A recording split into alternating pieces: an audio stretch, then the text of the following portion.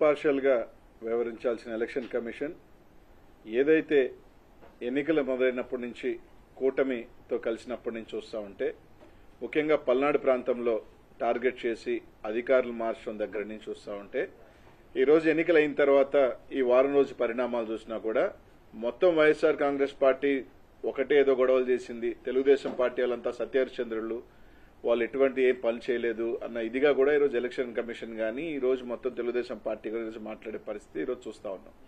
అదిగాక 13వ తారీఖు నుంచి ఈ రోజు దాకా మాచర్లో జరిగిన గొడవలు కావచ్చు, లేకపోతే పిన్నెల రామకృష్ణారెడ్డి గారి మీద వస్తున్న అపోదలు కావచ్చు, అన్నీ కూడా ఈరోజు స్పష్టంగా మేము ఒకటే చెప్పదలుచుకున్నాం.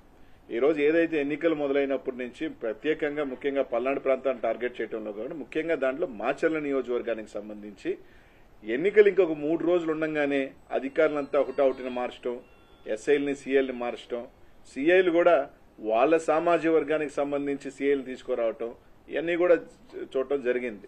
ఈరోజు వాస్తవానికి ఈరోజు ఆ రోజు ఎన్నికల రోజు కూడా అనేక సార్లు మా ఎమ్మెల్యే అభ్యర్థి రామకృష్ణారెడ్డి గారు అనేక సార్లు చెప్పాడు. ముఖ్యంగా ఈరోజు వాళ్ళు చెప్తా ఉన్నారు, వాళ్ళ ఎంపీ అభ్యర్థి కృష్ణదేవరాయలు కానీ వీళ్ళందరూ కూడా ఏం చెప్తా ఉన్నారు, మాకు పోలీసు ఎక్కడా కూడా సహకరించలేదు, పోలీసు ఇది చేయలేదు, పోలీసు బందోబస్తు పెట్టలేదని మాట్లాడుతున్నారు.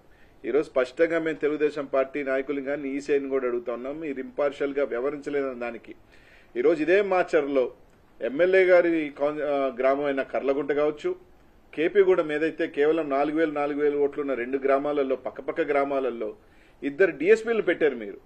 అదే ఒప్పిచెర్ల 5,000 ఓట్లున్న పక్కన తుమ్మరకోట, చింతపల్లి, పాల్వాయి గేట్లో విపరీతంగా రిగ్గింగ్ జరుగుతూ ఉంది, ఆ ప్రాంతంలో భయభ్రాంతులు చేస్తున్నారని చెప్తున్నా కూడా ఎమ్మెల్యే గారు కానీ ఎస్పీకి ఫోన్ చేసినా కానీ కనీసం స్పందించాల.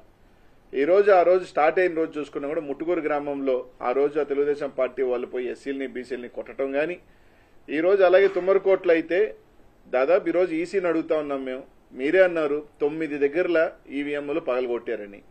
కేవలం ఒక్క రామకృష్ణారెడ్డి గారిది మాత్రమే ఎందుకు రిలీజ్ అయింది? ఈ రోజు ఎలా రిలీజ్ అయింది? మీరు రిలీజ్ చేశారా లేకపోతే ఎవరైనా రిలీజ్ చేశారా? కనీసం ఈ రోజున ఈసీ దాని మీద ఎందుకు చర్య చేపట్ల? 9 పగలగొడితే కొరవ 8 ఎందుకు రిలీజ్ కాలేదు? కొన్ని 8 సంఘటనలు ఎందుకు రిలీజ్ కాలా? ఆ ఫుటేజ్లు ఎందుకు బయటకు రాలా? దీని మీద అన్ని కూడా చూస్తున్నప్పుడు ఒక అనుమానాలు దావదిస్తా ఉన్నాయి. ఈరోజు తుమ్మరకోటకు సంబంధించి తెలుగుదేశం వాళ్ళు పగలగొట్టారు, దాదాపు ఇంకొక దగ్గర పగలగొట్టారు, చింతపల్లిలో రిగ్గింగ్ చేశారు, ఒప్పిచెర్లలో అయితే ఎస్టీల్ని ఓట్లు లేకపోతే బూత్లో కొట్టుకొని బయటకు తీసుకొచ్చారు. ఇదే పాల్వాయి గేట్కి సంబంధించి బీసీలు ఎస్సీలు మహిళలు ఓట్లైన పోతా ఉంటే ఓట్లైనకుండా కొట్టి తరిమేస్తుంటే ఎమ్మెల్యే గారు పోయి దాదాపు 1.5 గంట ఎస్పీకి ఫోన్ చేసినా అదే ఎస్పీ గారు మాచర్ల చుట్టూ తిరిగారు కానీ కనీసం పాల్వాయి గేట్ దగ్గరికి రావాలన్న ఆలోచన కూడా చేయలేదు. ఎందుకంటే ఇదంతా ఒక ప్రీ ప్లాన్డ్ గా ఎక్కడెక్కడ ఇబ్బంది పెట్టాలి, ఎక్కడెక్కడ తెలుగుదేశం వాళ్ళు రిగ్గింగ్ చేసుకోవాలి అని ఒక ప్రీ ప్లాన్డ్ గా చేసిన పద్ధతిలోనే నడిచింది. 1.5 గంట సేపు ఎమ్మెల్యే గారు ఆడ నిలబడి ఈరోజు ఎస్సీలు కానీ మహిళలు కానీ వచ్చి బోరుమని ఈ విధంగా మమ్మల్ని ఓట్లనేది కొట్టి తరిమేస్తారని ఎస్పీ గారిని స్పందించకపోతే ఏ అభ్యర్థి అయినా ఎవరైనా ఏం చేస్తారు? కొన్ని కఠినమైన కార్యాలు దీనికి ఎవరు రెస్పాన్సిబుల్? దీనికి సంబంధించి అధికారులు రెస్పాన్సిబుల్ కదా? ఎలక్షన్ కమిషన్ కి ఈ ప్రాంతాల్లో ఒకసారి 7 బూతుల దగ్గర పగలగొట్టేస్తే రీపోలింగ్ ఎందుకు పెట్టలేదు? మళ్ళీ అక్కడే రీపోలింగ్ ఎందుకు చేయించారు? ఇదే తుమ్మరకోటలో మేము ఎస్పీ గారికి ఫోన్ చేశాం, సార్ అక్కడ భయపడతా ఉన్నారు, ఏజెంట్లు కూర్చునే దానికి కూడా ఇబ్బంది. అంటే పోలీసు ఆడ కూర్చోబెట్టి వైసీపీ ఏజెంట్లు లేకుండా రిగ్గింగ్ చేయించిన మాట వాస్తవం కాదా? ఇది ఎస్పీ గారితో మేము మాట్లాడలేదా? పాల్వాయి గేట్ దగ్గర ఆయన రామకృష్ణారెడ్డి గారు ఏదైతే రామకృష్ణారెడ్డి అబ్బాయి తలబగిలింది, ఆయనకి దెబ్బలు తగిలినాయి. ఈరోజు అనేక రకాల అరాచకాలు తెలుగుదేశం పార్టీకి ఒత్తాసుగా ఈరోజు అడుగుతా ఉన్నాం. మీరు చెప్తా ఉన్నారు కదా కానిస్టేబుల్ 2 గ్రామాలకు సంబంధించి డిఎస్పీలను పెట్టి కర్లకుంటలోను కేపీగూడెంలో ప్రతి ఓటర్ని ఇది నీ ఓటా అని మీరు చూసిన డిఎస్పీ గారు ఒప్పిచెర్లో గాని, తుమ్మరకోటలో గాని, చింతపల్లిలో గాని, పాల్వాయిగోట్లో గాని ఎందుకు చూడలేదని అడుగుతా ఉన్నా.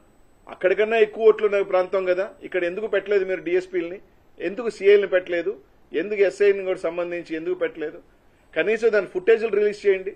కనీసం ఈ 4 బూతులకు సంబంధించి చింతపల్లిలో ఉన్న 4 బూతులు, ఒప్పిచెర్లో ఉన్న 3 బూతులు, తుమ్మరకోటలో ఉన్న 3 బూతులను ఈసీ న్యూస్ ఎలక్షన్ కమిషన్ అర్థం నిజంగా ఇంపార్షియల్ గా చేసే పని అయితే ఆ బూత్ లో రోజు జరిగిన వారి అంతా కూడా తీసి జరిగిన దాని మీద విచారణ జరిపి అవసరమైతే రీపోలింగ్ పెట్టమండి. ఈరోజు స్పష్టంగా మా ఎమ్మెల్యే గారు దాని మీద రీపోలింగ్ జరగండి, ఈ విధంగా జరిగితే దాని మీద ఈ రోజు దాకా యాక్షన్ తీసుకోవాలి. 13వ తారీఖున మీరు చెప్పారు పగలగొట్టారని. 13వ తారీఖున ఎస్పీ లేరా? పోలింగ్ ఆఫీసర్ లేదా? ఆ రోజు వెబ్ కాస్టింగ్ నుంచి మీరు వీడియో ఎందుకు తొలగించలేదు? 20వ తేదీ దాకా పట్టిందా మీకు? అంటే ఎవడో రిలీజ్ చేస్తే ఫేక్ది కావచ్చు, వాట్ ఎవర్ రిలీజ్ చేశారు. అది ఎలా రిలీజ్ అయింది? ఒకటే రిలీజ్ అయింది. 9 ఏమైనాయి? 9 ఉండాలి కదా. ఆ 9 ఎందుకు రిలీజ్ చేయలేదు? అంటే వైఎస్ఆర్సీపీఏ గొడవలు చేసింది అనేది ఒక బ్లూ ప్రింట్ ఇవ్వాలన్న క్రమంలో తెలుగుదేశం పార్టీని కాపాడుతున్న మాట వాస్తవం కాదా? ఈరోజు ఎలక్షన్ కమిషన్ ఈరోజు దాదాపు అదే కారంపూడిలో ఎన్నికలైపోయిన తర్వాత పోతురాజుగుంటలో బుడగజంగాల మీద, పేదల బుడగజంగాల ఇళ్ల మీద దాడి చేసి టీవీలతో సహా ఎత్తుకోపోయిన సంఘటనలు వాస్తవం కదా. ఇవన్నీ ఎందుకు ఇది చేయట్లేదు? ఈరోజు కేవలం మేము అడుగుతా ఉన్నాం, ఈ 4 గ్రామాలకు సంబంధించి మీరు ఫుటేజ్ రిలీజ్ చేయండి. ఒప్పిచర్ల కావచ్చు, చింతపల్లి కావచ్చు, తుమ్మరకోట కావచ్చు, పాల్వాయి గేటుకు సంబంధించి ఏదైతే మీరు చెప్తున్నారు ఎమ్మెల్యే గారు పగలగొట్టారని చెప్తున్నది కాకుండా కొరవ దగ్గర పగలగొట్టిన ఈవీఎంలన్నీ పగలగొట్టిన అన్ని ఫుటేజీలు రిలీజ్ చేయండి. ఆ రోజు పోలింగ్ జరిగిన సరళి కూడా మీరు రిలీజ్ చేయండి. ఖచ్చితంగా దాంట్లో రిగ్గింగ్ జరిగిన మాట వాస్తవం కదా, పోలీసు అండదండలతో జరిగిన మాట వాస్తవం కదా అని అడుగుతా ఉన్నా. ఇదే ఎమ్మెల్యే గ్రామంలో ఒక డీఎస్పీ గారు జగదీష్ గారిని పొద్దున్నీ సాయంకాలం దాకా పెట్టారే, కేపీగూడెంలో పెట్టారే, పెట్టి ప్రతి ఓటర్ని ఇది నువ్వు కరెక్ట్ ఓటరా అని చెప్పి వెరిఫై చేశారే. ఈ గ్రామాల్లో ఎందుకు పెట్టలేదు? మా కృష్ణదేవరాయలు గారు అడుగుతారు, ఎక్కడా సౌకర్యం కనుక్కోండి. ఎమ్మెల్యే గారి సంబంధించి మాచర్లో పెట్టలేదా? కేపీగూడెంలో పెట్టలేదా? ఈ 4 గ్రామాల్లో మీకు సంబంధించి రిగ్గింగ్ గ్రామాల్లో మీ సామాజిక వర్గం సంబంధించి ఎస్సీలని, బీసీలని, ఎస్టీలని కొట్టి తరిమేస్తున్న సంఘటనలు వీడియోలు మీకు కళ్ళకు కనిపించలేదా? వీటి మీద రీపోలింగ్ చెప్పే ధైర్యం మీకు ఉందని అడుగుతా ఉన్నాం. ఆయన చెప్తారు నా ఫోన్ రికార్డులు చూసుకోండి పోలీసులు. ఈ రోజు ఎవరైనా ఫోన్లో మాట్లాడతారా? ప్రతి ఒక్కడు వాట్సాప్ కాల్ మాట్లాడుతున్నాడు. వాట్సాప్ కాల్ సీడీఆర్ రికార్డ్స్ లో రాదు. మరి అంతా ఒకవేళ ఆయన మీద అనుకుంటున్నాడో తెలియట్లేదు, మేమంతా ఎర్రోలు అనుకుంటున్నాడో అర్థం కావట్లేదు. కానీ మా ఫోన్ రికార్డ్ చూసుకోండి, మా ఫోన్ రికార్డ్ చూసుకోండి, మా ఫోన్ రికార్డ్ చూసుకోండి అని అడుగుతా ఉన్నారు. వాట్సాప్ కాల్ చేస్తే ఫోన్ రికార్డులు ఏడొస్తుంది? అంటే ఏదో మేమంతా సత్యహరిశ్చంద్రులవి, మాకేం సంబంధం లేదు. ఈరోజు ఒకటే అడుగుతా ఉన్నాం, మీరు 2 గ్రామాల్లో 2 డిఎస్పీలను పెట్టినారు. ఈ గ్రామాల్లో ఎందుకు పెట్టలేదు? ఈ గ్రామాల్లో ఎందుకు మీరు సెక్యూరిటీ ఇవ్వలేదు? ఎమ్మెల్యే గారు అడుగుతా ఉన్నా కూడా, ఈరోజు పల్నాడులో మీరు తీసుకున్నా కూడా గురజాల్లో కొత్త గణేశం పాడు ఏ విధంగా దాడులు జరిగినాయి? సత్యనపల్లిలో అంబటి రాంబాబు గారు 4 బూతులకు సంబంధించి అడుగుతాను, దాని గురించి పట్టించుకోలేదు. ఈరోజు ఎందుకు దారి తీసినాయి? ఒక ఎమ్మెల్యే అభ్యర్థి లోపలికి వెళ్లి చేయాల్సిన పరిస్థితి ఎందుకు వచ్చింది? 1.5 గంట సేపు ఆ రోజు పదే ఎస్పీ గారికి ఫోన్ చేస్తున్నా, కనీసం ఆ పరిధిలోని మాచర్లో దగ్గర ఉన్న ఎస్పీ గారు కనీసం రాలేదు అంటే దాని పరిస్థితి ఏంది? తుమ్మరగొట్లో పగలగొట్టిన వాళ్ళు ఈ రోజు దాకా యాక్షన్ తీసుకోవాలా? హ్యాపీగా గోవాకి వెళ్లారు, నిన్న ఊర్లకు వచ్చినారు వాళ్ళు. కనీసం ఈ రోజు దాకా వాళ్ళు పలానా పేర్లు కానీ పలానా మీది కానీ ఏమీ చేయాల. తుమ్మరకోట్లో, ఒప్పిచర్లు కానీ, చింతపల్లి కానీ ఈ బూతులన్నీ కూడా బయటకు తీయాలి. ఈరోజు ఈసీ కూడా అడుగుతా ఉన్నాం, నిజంగా మీరు ఇంపార్షియల్ గా అయితే అవన్నీ కూడా రీపోలింగ్ పెట్టండి. అవన్నీ కూడా నిజంగా రిగ్గింగ్ చేయలేదంటే, అంటే బూతులు బాగా కొట్టేస్తే మాత్రం ఏం పర్లేదు, ఓట్లున్నాయి, రిగ్గింగ్ చేసినా పర్లేదు, పోలీస్ అధికారులను పెట్టుకుని రిగ్గింగ్ చేసుకున్నమాట వాస్తవం కాదని అడుగుతాం. ఈ రోజు ఎక్కడో కొన్ని ఫోటోలు తీసుకొచ్చి ఎమ్మెల్యే గారితో సీఐలు ఉన్నారు కాబట్టి మార్చారు. ఎమ్మెల్యేతో సీఆర్ 1 సంవత్సరం క్రితం ఉన్నది, నువ్వు ఎలక్షన్ అయిన 2 రోజుల ముందు మారుస్తారా? కరెక్ట్ గా కేవలం 2 రోజుల ముందు వాళ్ళ సామాజిక వర్గానికి సంబంధించిన సీఎల్ తీసుకొచ్చుకుంటారా? దీని అంతా ప్రీ ప్లాన్డ్ కాదా? ఇదంతా ఆర్గనైజ్డ్ కాదా? ఒక ఎమ్మెల్యే అభ్యర్థికి ఫోన్ చేసి ఇక్కడ జరుగుతుందని చెప్తాను, ఎస్పీ ఎక్కడ స్పందించాడు? కనీసం ఫోన్లు ఎత్తాడా? ఈరోజు అన్ని దగ్గర ఊర్ల మీద పడి దాడులు చేశారు, ఎస్సీ ఎస్టీల మీద, బీసీల మీద. అవన్నీ కప్పిపోసాయి. ఈరోజు ఎలక్షన్ కమిషన్ ఒకటి అడుగుతా ఉన్నాం, అన్ని వదలండి. పోలింగ్ జరిగిన పద్ధతి సార్ అన్ని కూడా వీడియోస్ ఉన్నాయి కదా మీ దగ్గర, వెబ్ కాస్టింగ్ జరిగినాయి. అసలు ఇది ఒకటి మీరు రిలీజ్ చేశారా వీడియో, లేదా ఎవరైనా దొంగతనంగా రిలీజ్ చేశారా? దొంగతనంగా రిలీజ్ చేస్తే ఎవరు చేశారు? వాళ్ళ మీద ఏమైనా యాక్షన్ తీసుకున్నారా? కొరవ ఎందుకు రిలీజ్ చేయలేదు? అన్ని కూడా 9కి సంబంధించిన ఈవీఎంలు కూడా రిలీజ్ చేయాల్సిన అవసరం ఎంత ఉంది కదా, బూత్ అన్ని కూడా టీవీలకి, వీటి మీద కూడా మీరు యాక్షన్ రిలీజ్ చేయాల్సిన అవసరం ఉంది కదా. సెంట్రల్ ఎలక్షన్ కమిషన్ వాటి మీద కూడా తీసుకొని రాయాల్సిన పరిస్థితి ఉంది కదా అని అడుగుతా ఉన్నా.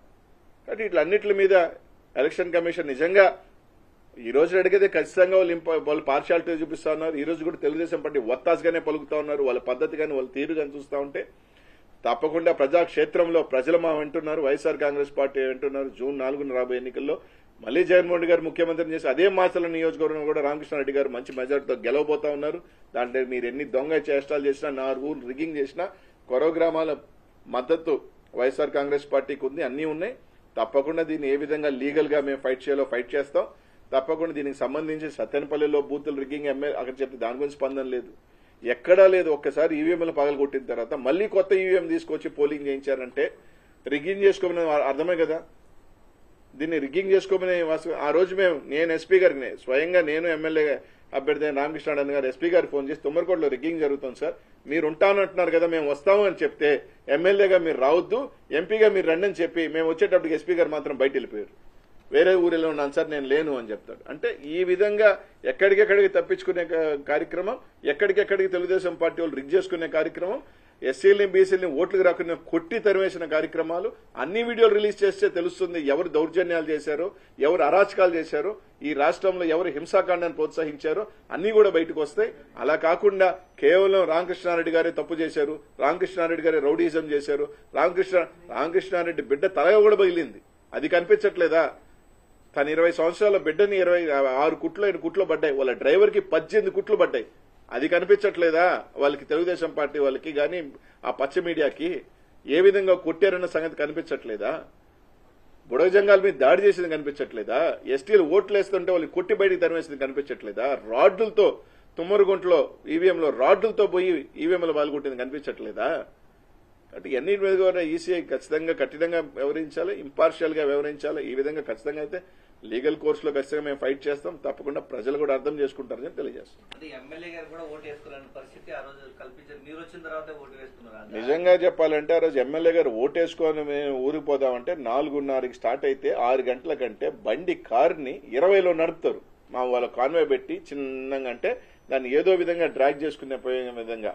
అప్పుడు మేము అలా కాదు, తొందరగా ఓవర్టేక్ చేసుకోపోయి తొందరగా పోయి ఓటేసే పరిస్థితి ఈ రోజు ఎమ్మెల్యే గారికి కూడా వచ్చి తీసుకొచ్చారు. అంటే అంత పగడబందీగా అంత ఎమ్మెల్యే గాని వాళ్ళ తమ్ముడు గాని ఎక్కడా పెద్ద తిరగకూడదు. ఈ గ్రామాలలో ప్రశాంతంగా తెలుగుదేశం పార్టీ రిగ్ చేసుకోవచ్చు.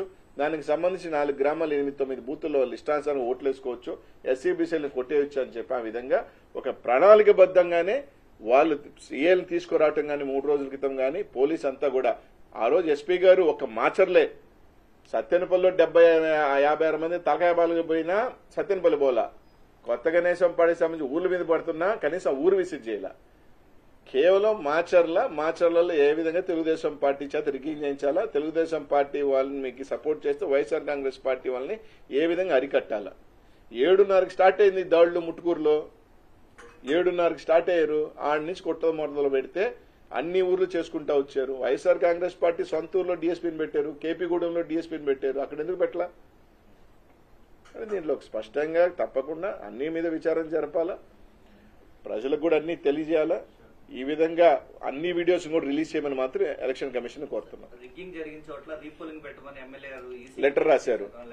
తుమ్మరకోట, ఒప్పిచెర్ల, పాల్వాయి గేటు, చింతపల్లిలో ఈ విధంగా రిగ్ జరుగుతుంది, ఇక్కడ రీపోలింగ్ పెట్టమని అదే రోజున 3 గంటలకి లెటర్ రాస్తే కూడా ఏం పర్వాలేదు, పోలీసుని పెట్టుకుని మేము రిగ్ చేసుకుంటాన్న విధంగా ఆ పగిలిపోయిన ఈవీఎంల దగ్గర కూడా ఇంకో కొత్త ఈవీఎం తీసుకొచ్చి పోలింగ్ జరిపారు. కానీ పోలీసులు లండన్ పెట్టి టీడీపీ వాళ్ళు చేయించారు, కానీ రీపోలింగ్ చేయించాలన్న ఆలోచన కూడా రాదు. కనీసం తన అభ్యర్థి పోయి ఏజెంట్ గా కూర్చుంటాడు కదా, అవసరమైతే ఎమ్మెల్యే గారైనా కూర్చొని ఇది ఓటుందా లేదో చూసుకునే అవకాశం కూడా ఎమ్మెల్యేకి కానీ ఎమ్మెల్యే సోదరులు కానీ వాళ్ళ కుటుంబ సభ్యులకి ఇవ్వలేదంటే పోలీసు ఏ విధంగా? ఎందుకంటే 500 మంది 1000 మంది వాళ్ళు ఉన్నప్పుడు బీసీలు ఎస్సీలు వచ్చి ఓటు ఎలా వేస్తారు? ఏజెంట్ గా కూర్చొని కర్రలు తీసుకొని కొడతా ఉంటే ఆ కుమ్మరికోట్లో మీరు చూశారు ఏ విధంగా రాడ్డులతో కొట్టారు. ఏజెంట్ తలకాయ బాలు కొడితే భయం ఉంటుంది కదా, కనీసం ఎమ్మెల్యే పోయి నేను లోపల కూర్చుంటే ధైర్యం ఇస్తాను అని అంటే కూడా దానికి కూడా ఒప్పుకోలేదు తెలుగుదేశం పార్టీ. కనీసం అయినా రీపోలింగ్ చేయించాలనే ఆలోచన ఎలక్షన్ కమిషన్ ఎందుకు రాలేదు? ఇంతకన్నా చాలా గతంలో తీసుకుంటే చాలా తక్కువ గొడవల ప్రాంతాల్లోనే రీపోలింగ్ జరిగింది. ఇట్లాంటి పెద్ద పెద్ద ఎత్తున పోలింగ్ జరిగిన దగ్గర రీపోలింగ్ ఎందుకు పెట్టట్లేదు? సో దీన్ని బట్టి స్పష్టమేమవుతుంది, ఎలక్షన్ కమిషన్ కుమ్మక్కై ఉంది, ఇంపార్షియల్ గా వ్యవహరిస్తుంది, కుమ్మక్కై ఉంది తెలుగుదేశం పార్టీతో. వాళ్ళకి ఎక్కడి నుంచి ఒత్తిడిలోనే మనకు తెలియదు. గతంలో మీరు తీసుకుంటే ఇంతకన్నా చిన్న గొడవలకే రీపోలింగ్ పెట్టారు కదా, ఇంత విధంగా బూతుల్లో పాల్గొట్టి ఎందుకు రీపోలింగ్ పెట్టట్లేదు? దీన్ని బట్టి అర్థం ఏంటి? తెలుగుదేశం పార్టీకి ఒత్తాసు పలుకుతున్నారు.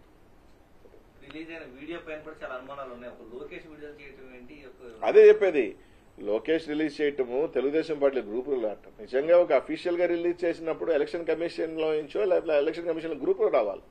అలా కాకుండా తెలుగుదేశం పార్టీ నుంచి రావటం, లోకేష్ ట్వీట్ చేయటం, ఎలక్షన్ కమిషన్ స్పందించడం. దీని మీద అసలు నేను అడిగేది ఏంటంటే ఎవరు లీక్ చేశాడు ఇది? సరే అది మా తప్ప ఒప్ప దాని గురించి నేను మాట్లాడలేదు. When it is a confidential దాన్ని బయటకు వచ్చింది కదా, బయటకు వచ్చినప్పుడు కొరవ 9 ఎందుకు రిలీజ్ చేయట్లేదు? కొరవ 9 కూడా రిలీజ్ చేయాలి కదా. ఎలక్షన్ కమిషన్ ఎవరు చేశారో దాన్ని బాధ్యులు చేసి వాళ్ళ మీద యాక్షన్ కట్టాలి కదా. ఇట్స్ ఎ కాన్ఫిడెన్షియల్ రిపోర్ట్ బయటకు వచ్చినప్పుడు అవి ఎందుకు తీసుకోవట్లేదు, దాని గురించి మీరు ఎందుకు యాక్షన్ తీసుకోవట్లేదు? సంబంధించిన అధికారులు ఎవరైతే ఉన్నారో వాళ్ళ మీద కూడా చర్యలు చేపట్టాలా లేదా, ఇన్వెస్టిగేషన్ చేయాలా లేదా? ఖచ్చితంగా డిమాండ్ చేస్తాం. అది ఎలక్షన్ కమిషన్కి వదిలేస్తున్నాం, ఇంకెంతకన్నా మీ నైతికతకు వదిలేస్తున్నాం.